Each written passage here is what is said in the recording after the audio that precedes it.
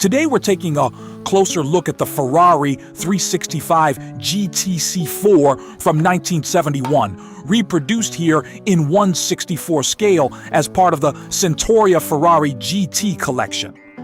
Right from the start, even before opening the case, you can already notice how different this model feels compared to more aggressive Ferraris.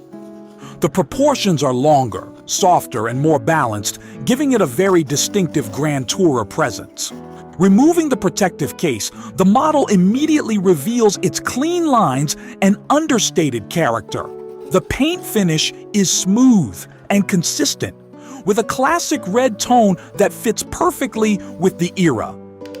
As we take it off the base, you can see how the focus here is not on exaggerated details, but on capturing the overall shape and identity of the original car in a very faithful way. Now that the model is free from the base, the proportions really come into play. The long hood, the low roof line, and the gently sloping rear create a silhouette that feels elegant from every angle.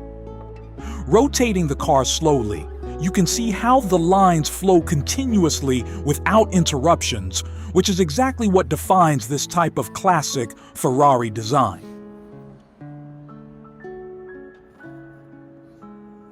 Looking closer at the front, the grille and headlights give the model a subtle but recognizable identity. It's not aggressive, but it has presence. Moving along the side, the simplicity becomes the main strength, with clean surfaces and minimal distractions. At the rear, the quad exhaust setup adds a small but important detail that reinforces the Grand Tourer character.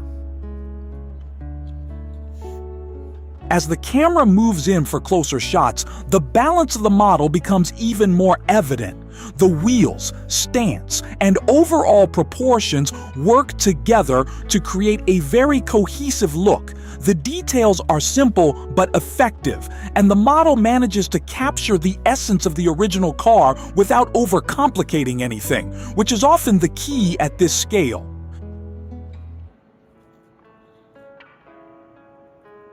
From a top view, the shape becomes even clearer, highlighting the width and the smooth transitions between the different sections of the body. The interior is minimal, but still visible enough to add depth. Turning the model again, the underside reveals the basic structure, including the exhaust layout, giving a more complete understanding of the casting.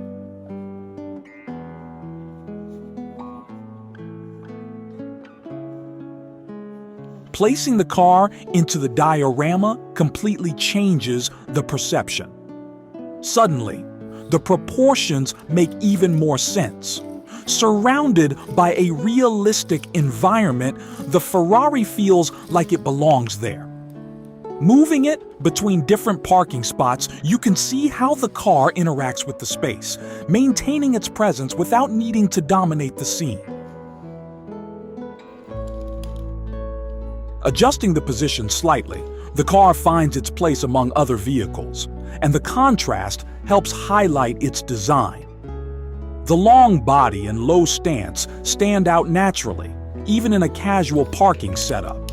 This is where the model really starts to shine, because it's not just about the object itself, but how it fits into a story. With the addition of the figures and the scooter, the scene comes to life. The Ferrari becomes part of a moment rather than the only focus. Subtle movements and lighting changes add atmosphere, reinforcing the idea that this model works best when it's placed in context. It's not about speed or aggression, but about presence, balance, and timeless design.